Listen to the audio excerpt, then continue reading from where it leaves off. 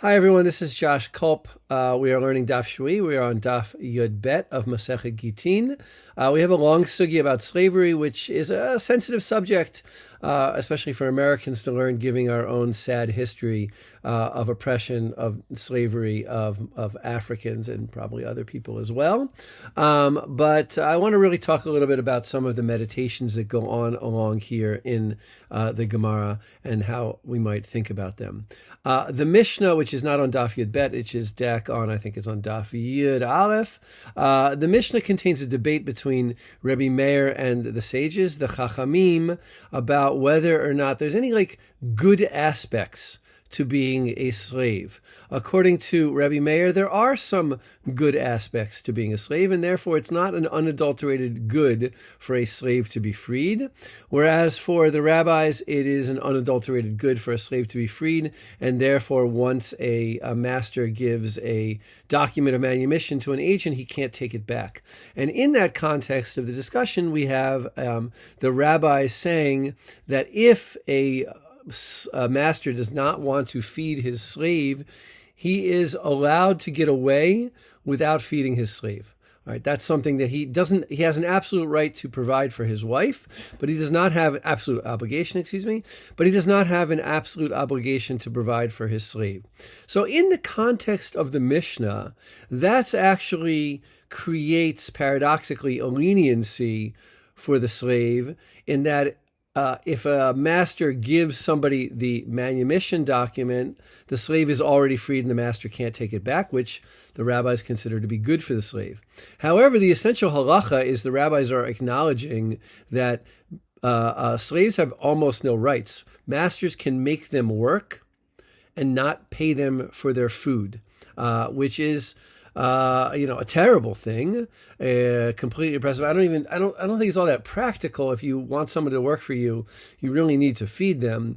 But it just goes to show that the rabbis acknowledge how oppressive slavery really can be.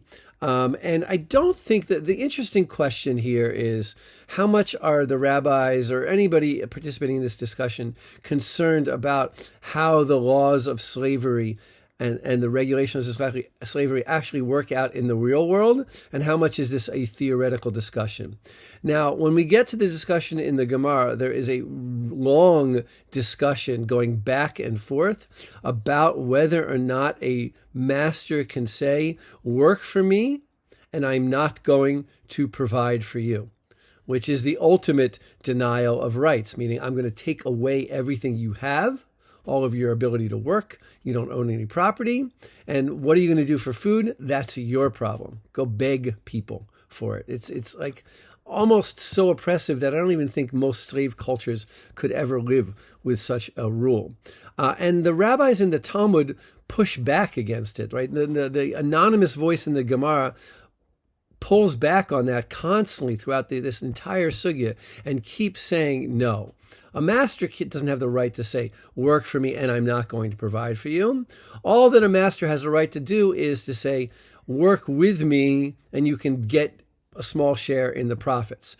Meaning, I'm not guaranteeing you that I'm going to pay for your food, but what I'm not saying to you is work and I'll take all of your money away from you and not leave you with anything, which is a different kind of arrangement. By the way, they're comparing it. I think largely they're using this for a foil for husbands and wives. A husband has an absolute right, an absolute obligation to provide for his wife. Meaning if his wife gets sick, he has to provide for his wife. If his wife can't earn any money, he has to provide for his wife. And if we wanted to egalitarianize that into our culture, spouses, partners have a right to provide have an obligation to provide for the marriage, regardless of what the other person earns. Right? In a healthy marriage, and I don't know the legalities of this, we don't say, oh, the earning partner gets to lead a better lifestyle than the lesser earning or even non-earning partner. That's certainly not a healthy marriage. And in slavery, there is no absolute right. No one thinks there's an absolute right for a slave to have food. The debate is whether the master can say, look, if we earn money, I'll pay for you. And if we don't earn money, I'm not going to pay for you. That's a minimal, all right? And a maximal let's say, oppressive power for the master would be to say, we're going to earn money and I'm not going to pay for you, no matter how much money we earn. And I think that partly two things, like I said already, I think largely this is probably a bit of a foil for marital relationships, and also an attempt for the rabbis in the Talmud to push back against that terribly oppressive opinion that a master can just cut off his slave from all provisions.